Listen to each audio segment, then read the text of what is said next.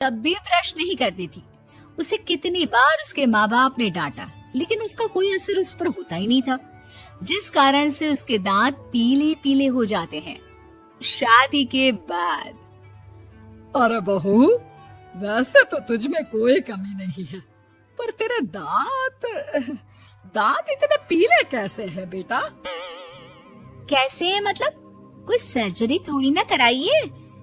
वो तो क्या नाम, मैं ब्रश नहीं करती थी तो पीले हो गए। अब क्या करूं? आप कहे तो लाल करवा लूं या फिर काले? यार ये क्या है, क्यों माँ से लड़ रही हो? लड़ रही हूँ? अरे मैं लड़ रही हूँ या ये बोल रही है कि दांत पीले हैं, पीले।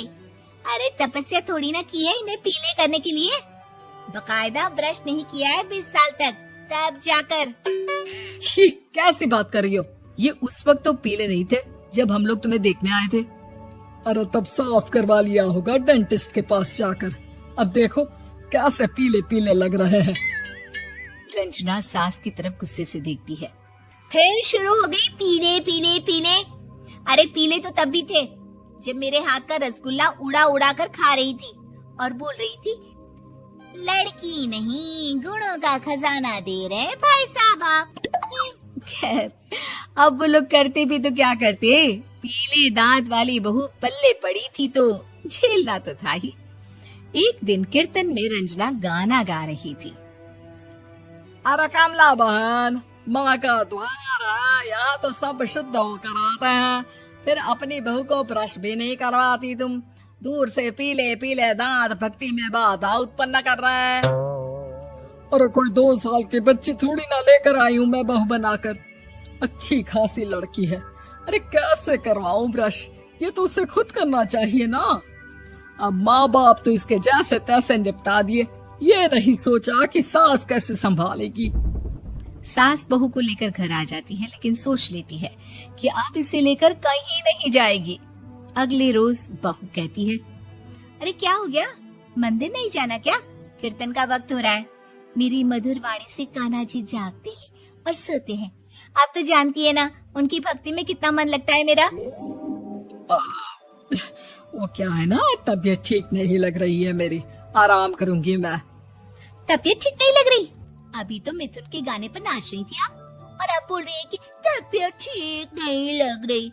अरे भक्ति में मन लगा लो सासू माँ, ऊपर जाना है, क्या मुंह दिखाओगी आप? हाँ? सास को बहू की बात पर गुस्सा आ जाता है। मैं क्या मुंह दिखाऊंगी, इसकी चिंता तो ना कर, समझी? अपने मुंह की चिंता कर, जो ये पीले पीले दांत लेकर हर जगह पहुंच जाती है। पता है लोग कितना मजाक बनाते हैं। ना जी ना, मैं नहीं जाना कहीं तेरे साथ। तो ये बात है। कोई ना, मत जाओ, मैं अपने कमरे में ही बैठकर भक्ति कर लूंगी। ऊपर वाला दांत थोड़ी ना देखता है, मन देखता है, भावना देखता है। और अरे बस बस, तू सब कुछ दिखा, बस ये सफेद चमकदार दांत ना दिखाना किसी को, है? जा यहाँ से।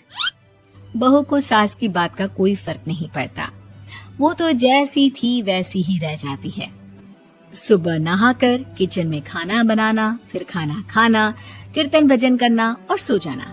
एक दिन, माँ जी मैं सहेली के घर जा रही हूँ, शाम को लेट आऊंगी। हाँ हाँ, तो जाना, मैंने कौन सा तेरी आरती करनी है घर पर बैठकर। रंजना सहेली के घर जाती है, जहाँ वो पार्टी में जाने की तैयारी कर रही होती है। अरे शिखा, कहाँ जाने की तैयारी कर रही है? मैं गलत वक्त पर आ गई क्या? अरे नहीं यार, उल्टा सही वक्त पर आई है। मैंने ये साड़ी और ज्वेलरी निकाली है यार, शाम को इनके ऑफिस की एक पार्टी में जाना है। बताना कैसा लग रहा है ये सब? नहीं यार, इस ड्रेस के साथ तो वो वाली ज्वेलरी अच्छी लगेगी। हाँ हाँ सही बोल रही है, मैंने ध्यान ही नहीं दिया। वैसे तो हमेशा से मस्त फैशन सेंस रखती है। तो बड़ा जाती होगी ना पति के साथ पार्टी में। रंजना कुछ नहीं बोलती, बस सोचती है कि यार काश ये बात सही हो जाती, पर मैं क्यों नहीं जाती पार्टी में? क्या इन लोगों की कोई पार्टी होती नहीं होगी? रंजना घर आती है और रात में पति से सवाल करती है, एक बात बताइए, आप मुझे किसी पार्टी में क्यों नहीं ले जाते? क्या आपके यहाँ ऑफिस में पार्टी नहीं होती? पति बेचारा